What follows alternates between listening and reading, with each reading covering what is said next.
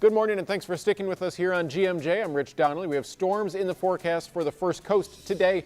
And for a closer look at when they'll affect us and how strong they'll be, let's send things over to meteorologist Lee Southwick. Good morning, Lee. Good morning. All right, so today is a weather impact alert day, and the timing of this is going to be from 10 a.m. until 4 p.m. A line of thunderstorms will move across the First Coast, and this line is the line that was out over places like Mississippi, Alabama, Texas, but luckily it is weakening as it moves towards the First Coast, so our severe weather risk, it's there, but it's low. It's not as significant as it was for places out to our west. But there's that line of thunderstorms continuing to work their way towards the First Coast, and you do have some severe thunderstorm warnings along that line for strong damaging wind gusts. There's also a tornado watch in effect to our north and to our west, but there's those thunderstorms working their way closer and closer to us. So again, the timing 10 a.m. until 4 p.m. because the line will move from the northwest to the southeast, crossing our area during that time. And unfortunately,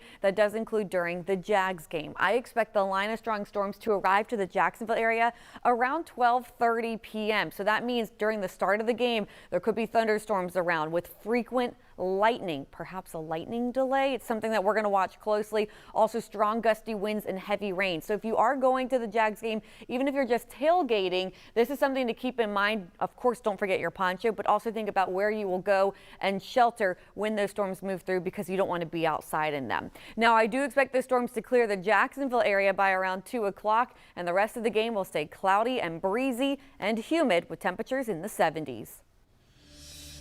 Thank you, Lee. The Jacksonville Jaguars host the Tennessee Titans in their final home game of the season for the Jags, and you are looking live at Everbank Stadium. And other than thinking about how the game will impact traffic downtown, you may want to come up with a rain plan if you want to cheer on the Jags from the stands. Claire Alfrey's on your side live from outside the stadium with tips on staying dry today. Good morning, Claire.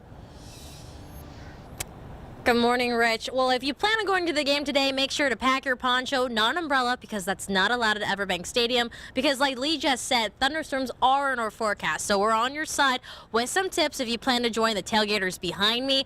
And in Lot J, as you can see, there's no coverings for it. So let's talk about what if it starts thunderstorming. Well, the protocol is if there is a lightning delay, that's going to be dependent on the movement and location of the storm. That means if lightning is seen within 25 miles of Everbank Stadium, shelter preparations start. Once lightning is within 10 miles of the stadium, everyone will go into those shelters, causing a game delay. Now, you may be wondering, when and how long will this rain delay be? Well, that's really up to the National Weather Service representative that's at all the Jags game. That person will help dictate how long and how soon the game will start back up. But to see all updates for both weather and the game, head to our website, firstcoastnews.com. In Jacksonville, Claire Alfrey, First Coast News on your side.